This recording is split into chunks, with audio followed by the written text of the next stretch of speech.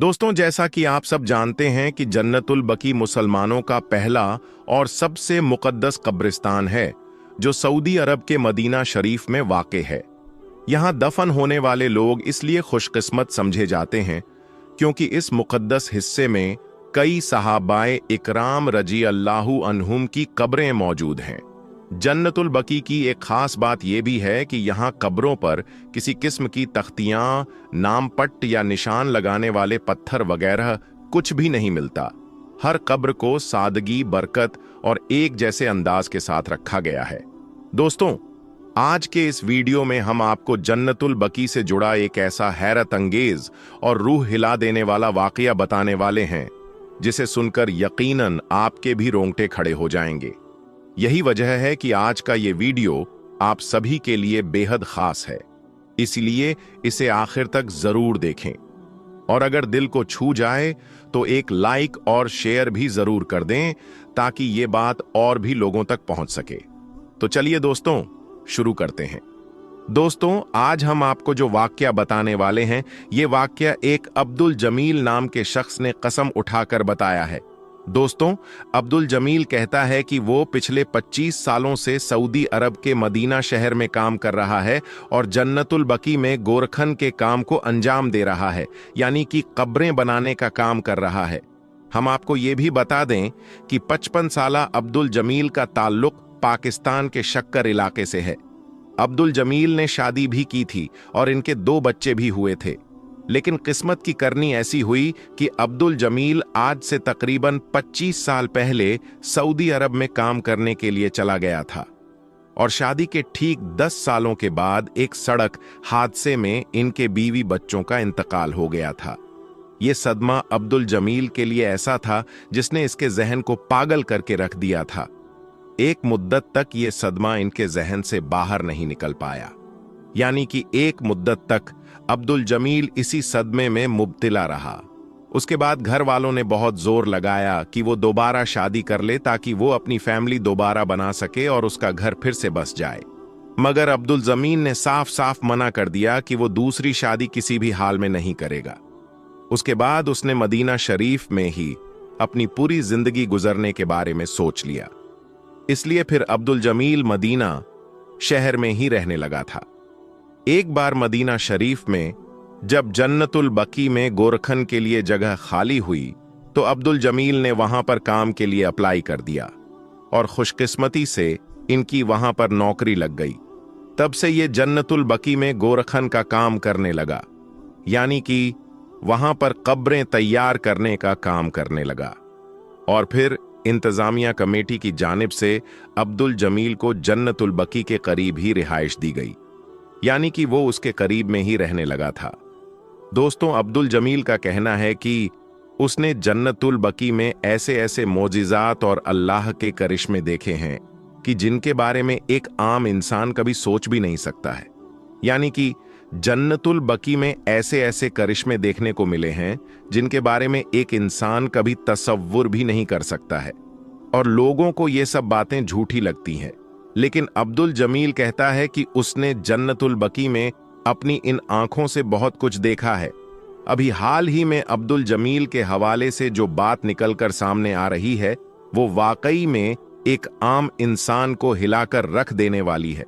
दोस्तों, अब्दुल जमील ने बताया कि कुछ सालों पहले एक बार जब वो रात के वक्त में कब्र तैयार कर रहा था तो उस वक्त रात के तकरीबन 2 बजे के आसपास का वक्त रहा होगा। उस वक्त मैंने जन्नतुल बकी में एक ऐसा अजीब मंजर देखा कि जिसको देखकर मेरे रोंगटे खड़े हो गए।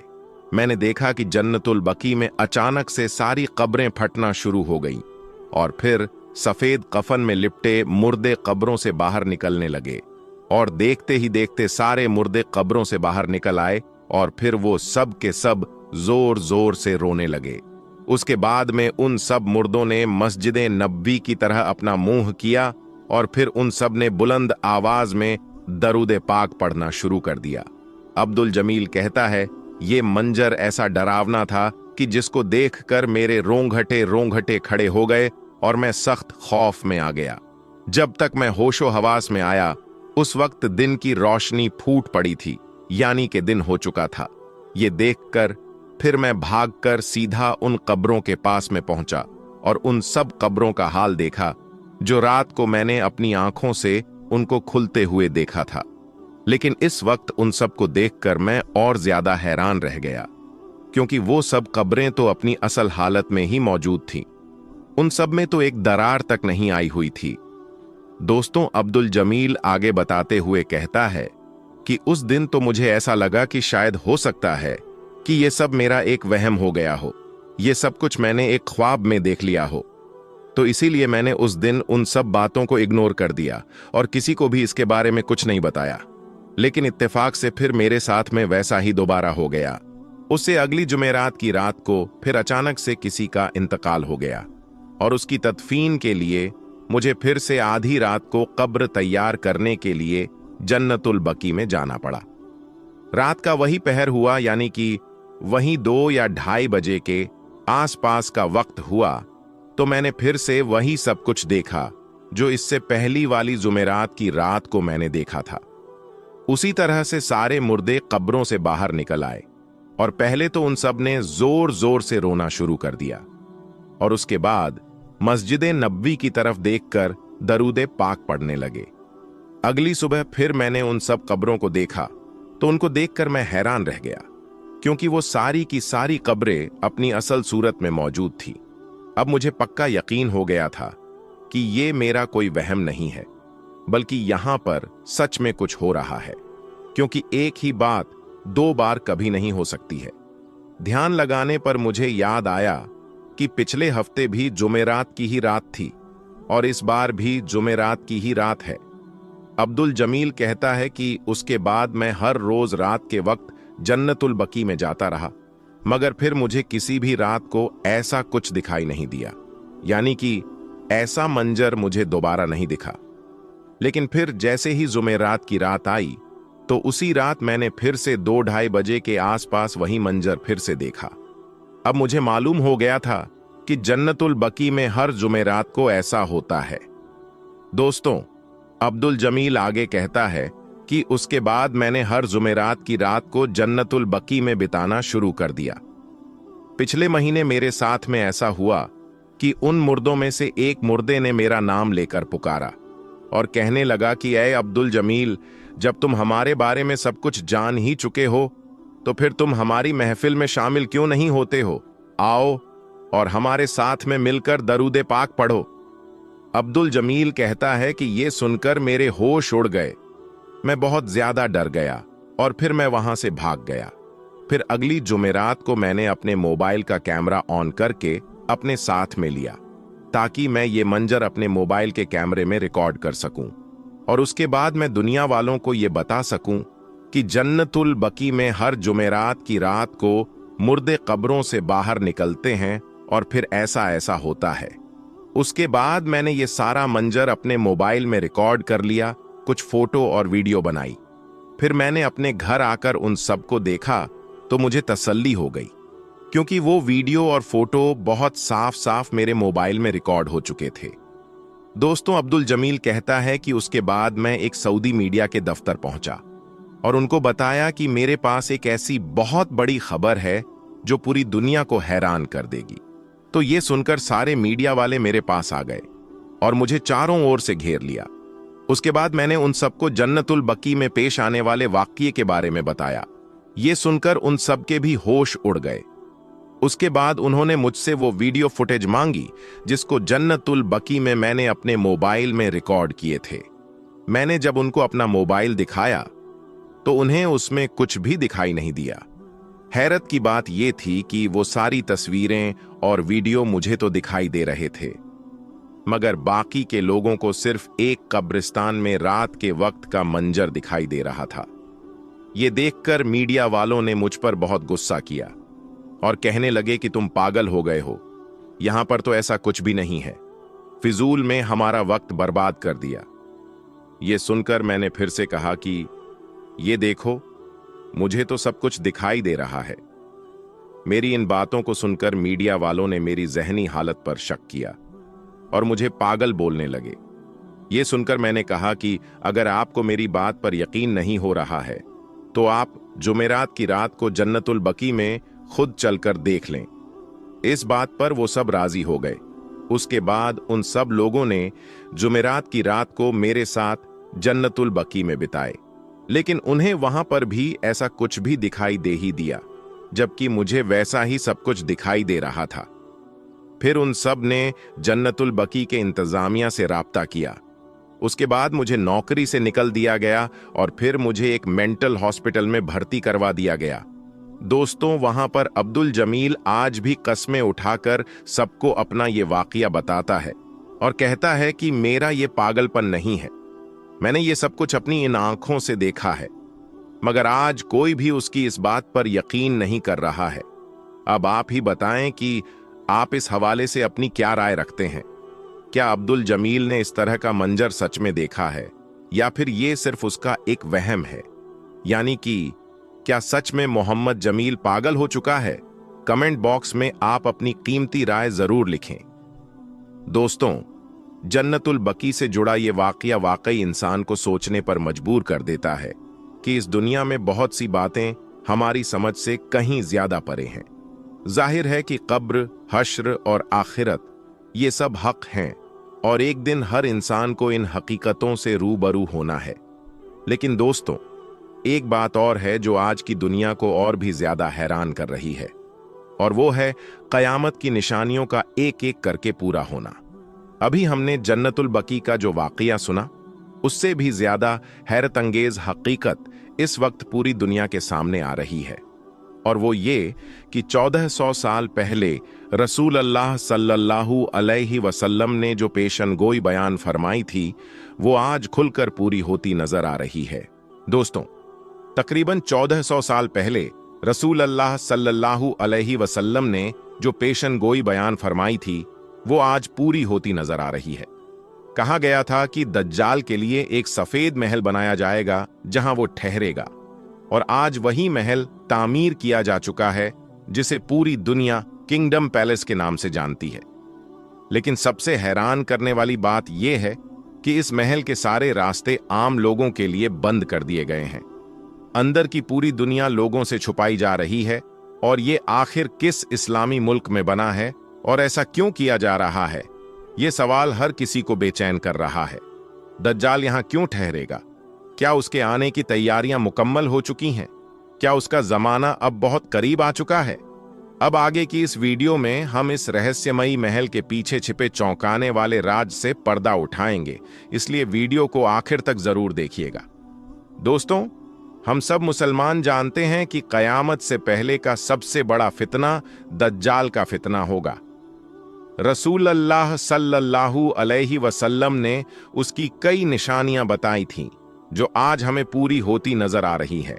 कहीं दज्जाल के लिए महल बनाए जा रहे हैं, तो कहीं सालों की खुराक जमा की जा रही है। यहूद और नसारा यानी यहूदी और ईसाई इस काम में सबसे आगे हैं, लेकिन अफसोस कि अब मुस्लिम हुकूमतें भी उनकी नकल करने लगे हैं। रसूल अल्लाह सल्लल्लाहु अलैहि वसल्लम की हदीस में दज्जाल के सफेद महल का भी जिक्र मिलता है, और अफसोस की बात है कि आज एक इस्लामी मुल्क में वही महल बना दिया गया है। हदीस शरीफ में हजरत अनस बिन मालिक रजी अल्लाहु ताला अन्हु से रिवायत है कि नबी करीम सल्लल्लाहु अलैहि वसल्लम ने फरमाया, कोई जगह ऐसी नहीं होगी जहां दज्जाल ना जाएगा सिवाय मक्का और मदीना के। इन दोनों शहरों के हर दरवाजे पर फरिश्ते पहरा देंगे। फिर मदीना के लोग 3 बार भयंकर जलजला महसूस करेंगे, और उसके बाद अल्लाह ताला वहां से सब काफिरों और मुनाफिकों को निकाल देगा, क्योंकि दज्जाल इन दोनों मुकद्दस शहरों में दाखिल नहीं हो सकेगा।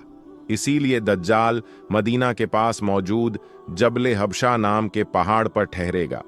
एक और हदीस में आता है कि रसूल अल्लाह सल्लल्लाहु अलैहि वसल्लम ने सहाबा से फरमाया कि लोग निजात के दिन के बारे में पूछते हैं। सहाबा ने पूछा, या रसूल अल्लाह, वो दिन कौन सा होगा? तो आपने फरमाया, जब आखिरी वक्त का बड़ा मुनाफिक यानी दज्जाल जबले हबशा की चोटी पर चढ़ेगा और अपने साथियों से मदीना की तरफ इशारा करके कहेगा, क्या तुम ये सफेद महल देख रहे हो? यही अहमद की मस्जिद है। फिर वो मदीना के करीब आएगा तो वो सिर्फ इसलिए रुकेगा ताकि एक तलवार लिए फरिश्ते को वहां छोड़ सके। इसके बाद वो अलजफ नाम की बंजर जमीन पर डेरा डालेगा। उसी समय मदीना में 3 बार जोरदार जलजला आएगा और फिर कोई भी मुनाफिक या फासिक, गुनाहगार मर्द और औरत वहां नहीं रह पाएंगे। सब दज्जाल के साथ निकल खड़े होंगे। यही दिन यौमे निजात यानी बचाव का दिन होगा। हदीसों की रोशनी में साफ होता है कि जब दज्जाल का जहूर होगा तो वो मदीना के पास मौजूद एक पहाड़ की चोटी पर कयाम करेगा जिसे जबले हबशा कहा जाता है। आज भी ये पहाड़ मदीना मुनव्वरा में मौजूद है। हैरत की बात यह है कि इसी पहाड़ पर सऊदी हुकूमत ने एक सफेद महल बनवाया है जिसे किंगडम पैलेस कहा जाता है। कहा जाता है कि यह महल दज्जाल के लिए ही बनाया गया है, क्योंकि जब वो मदीना पर हमला करने आएगा तो यहीं ठहरेगा। जब इस महल की तामीर शुरू हुई थी तो कई मजहबी रहनुमा और बड़े अफसर इसके खिलाफ हो गए थे। उन्होंने मांग की थी कि या तो इस महल की तामीर रोक दी जाए या फिर इसे किसी और जगह बनाया जाए, लेकिन उनकी बात नहीं मानी गई और ये महल बनकर तैयार हो गया। अजीब बात यह है कि इसकी तामीर की कोई तारीख और पूरी जानकारी कभी सामने नहीं आई। आमतौर पर सऊदी अरब में किसी भी बड़ी इमारत की तामीर से पहले उसका नक्शा और डिटेल्स शेयर की जाती है, लेकिन इस महल के बारे में ऐसा कुछ नहीं हुआ। दोस्तों, ये महल बनने के बाद से ही वीरान पड़ा है। सिर्फ एक ही रास्ता इसकी तरफ जाता है जो बंद है। कोई भी आम आदमी इस महल में दाखिल नहीं हो सकता। इस महल में एक हेलीपैड भी है और अगर इसे ऊपर से देखा जाए तो ये त्रिकोणीय शक्ल का है जिसमें अजीबो गरीब दज्जाली निशान नजर आते हैं। ये रात के अंधेरे में भी दिन की तरह रोशन दिखाई देता है और इसमें हर आधुनिक सुविधा मौजूद है। अब सवाल ये है कि जब इसमें कोई आबाद नहीं रहता, कोई वजीर या हुकूमत का बड़ा आदमी यहां नहीं रहता, कोई मीटिंग या तकरीब भी यहां नहीं होती, तो फिर इसे क्यों बनवाया गया? यही वजह है कि ये आज भी एक बड़ा सवाल बना हुआ है। कई उलेमा कहते हैं कि यही वो महल है जिसका जिक्र हदीस में किया गया है और जिसमें दज्जाल ठहरेगा। उनका मानना है कि ये महल सऊदी हुकूमत और यहूदियों की मिलीभगत से बनाया गया है। कुछ रिपोर्ट्स के मुताबिक सऊदी हुकूमत को इस महल के बदले 1000 अरब डॉलर मिले। इन्हीं डॉलर की चमक दमक में यह महल जबले हबशा की चोटी पर बना दिया गया। हदीसों में कयामत की बहुत सी निशानियां बताई गई हैं, जिनमें से ज्यादातर पूरी हो चुकी है और इस सफेद महल का बनना भी उन्हीं निशानियों में से एक है। दोस्तों, दज्जाल के आने से पहले हजरत इमाम मेहदी अलैहिस्सलाम का ज़हूर होगा। दज्जाल की आमद से 3 साल पहले दुनिया बड़ी मुश्किलों से गुजरेगी। दीन पर चलने वाले बहुत कम रह जाएंगे और जहालत का बोलबाला होगा। दज्जाल के आने से पहले दुनिया के अलग अलग हिस्सों में जंग होगी। उसका जहूर मशरिक की तरफ से होगा और वो बहुत तेजी से दुनिया में घूमेगा। हर जगह तबाही मचाएगा, मगर मक्का और मदीना में दाखिल नहीं हो पाएगा। हदीसों में दज्जाल को गेहुआ रंग, मजबूत और ताकतवर नौजवान बताया गया है। उसका सीना चौड़ा होगा, बाल घुंघराले होंगे और उसकी पेशानी पर कुछ शब्द साफ लिखे होंगे। वो एक आंख से अंधा होगा। शुरू में वो पैगंबरी का दावा करेगा, फिर खुदा होने का दावा करेगा। वो अल्लाह की इजाजत से मुर्दों को जिंदा करके लोगों से कहेगा कि मैं ही खुदा हूं, मेरी इबादत करो। आखिर में हजरत ईसा अलैहिस्सलाम का ज़हूर होगा और वे दज्जाल को बाबेलूत नामक जगह पर कत्ल कर देंगे। इसी तरह इस बड़े फितने का खात्मा हो जाएगा। दोस्तों, सऊदी हुकूमत पिछले कुछ सालों से बड़े पैमाने पर बदलाव कर रही है। इस्लामी कानूनों को हटाकर यहूद और नसारा की राह अपनाई जा रही है और सऊदी अरब को लिबरल बनाने की कोशिश की जा रही है। जबले हबशा पर बना ये सफेद महल भी उसी सिलसिले की एक कड़ी लगता है। अल्लाह से दुआ है कि वो उम्मते मुस्लिमा पर रहमत करे, हमें इस्लाम को सच्चाई से समझने और उस पर चलने की तौफीक दे। आमीन, अल्लाहुम्मा आमीन। तो दोस्तों, आज की इस वीडियो में बस इतना ही। हम मिलेंगे आपको अगली वीडियो में। तब तक के लिए अल्लाह हाफिज।